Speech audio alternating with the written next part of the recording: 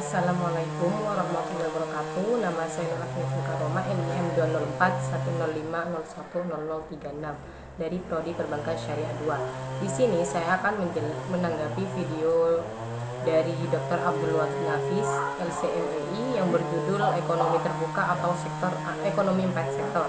Yang pertama yaitu definisi ekonomi 4 sektor, di mana ekonomi terbuka merupakan perekonomian suatu negara yang terlibat luas dalam perdagangan antar negara. Hampir seluruh dunia menganut perekonomian terbuka. Dengan ikut dalam perdagangan nasional dapat memacu perdagangan nasional karena akan memperluas pasar dan meningkatkan daya saing produksi dalam negeri. Ekonomi terbuka meliputi 4 sektor, antara lain yaitu sektor rumah tangga, di mana terdiri dari sekumpulan individu yang dianggap homogen dan identik. Yang kedua, sektor perusahaan yang terdiri dari perusahaan yang memproduksi barang dan jasa. Yang ketiga yaitu sektor pemerintah, di mana sektor pemerintah memiliki kewenangan untuk mengatur masyarakat dan perusahaan. Yang keempat, sektor luar negeri, yaitu sektor perekonomian di mana melakukan ekspor dan impor. Dari segi ekonomi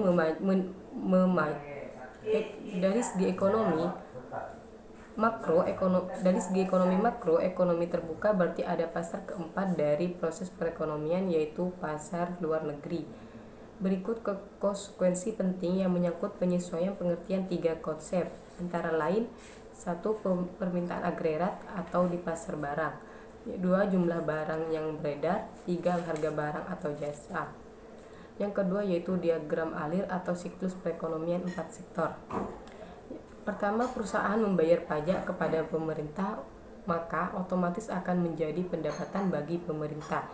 Kemudian perusahaan mengeluarkan faktor-faktor produksi kepada rumah tangga, maka otomatis akan menjadi pendapatan bagi rumah tangga, serta rumah tangga juga akan membayar pajak kepada pemerintah. Kemudian rumah tangga juga melakukan konsumsi luar negeri atau impor jika sesuatu yang dibutuhkan itu tidak ada di dalam negeri.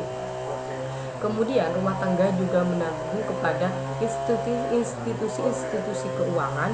Kemudian institusi keuangan meminjamkan modal kepada investor. Selanjutnya, investor akan menanamkan modal kepada perusahaan untuk menambah produksi untuk investasi.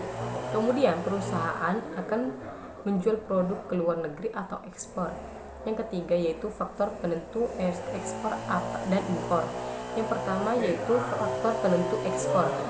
Apabila barang tersebut diperlukan oleh negara lain dan mereka tidak dapat memproduksi barang tersebut di dalam negeri. Yang kedua yaitu mutu barang. Yang ketiga, cita rasa masyarakat luar negeri terhadap barang yang diekspor. Ini yaitu kemajuan teknologi dan ekonomi negara. Selanjutnya, faktor penentu impor, di mana tingkat pendapatan negara, inflasi dalam negeri, kemampuan suatu negara dalam membuat barang, cita rasa konsumen. Dan poin yang keempat yaitu keseimbangan perekonomian terbuka.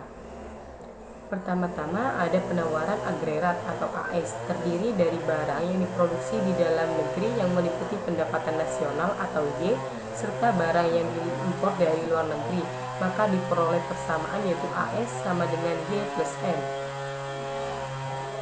Kedua, penawaran agregat atau AE meliputi 5 komponen.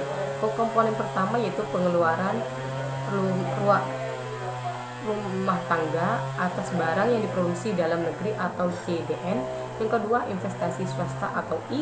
Komponen ketiga, pengeluaran pemerintah atau G. Komponen keempat, ekspor atau X. Dan komponen terakhir yaitu pengeluaran atas impor yaitu M. Maka diperoleh persamaan yaitu AE sama dengan CDN plus I plus G plus X plus M.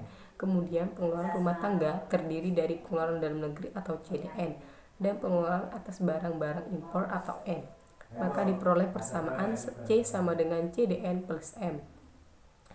Dengan demikian, keseimbangan perekonomian terbuka tercapai apabila Y sama dengan C plus I plus G plus M dalam kurung X minus M tutup kurung.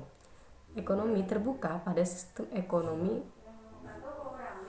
Ekonomi terbuka. Pada sistem ekonomi terbuka, menurut Manam, yaitu prinsip dasar yang telah ditetapkan Islam mengenai perdagangan dan niaga adalah tolak ukur dan kejujuran, kepercayaan, dan ketulusan.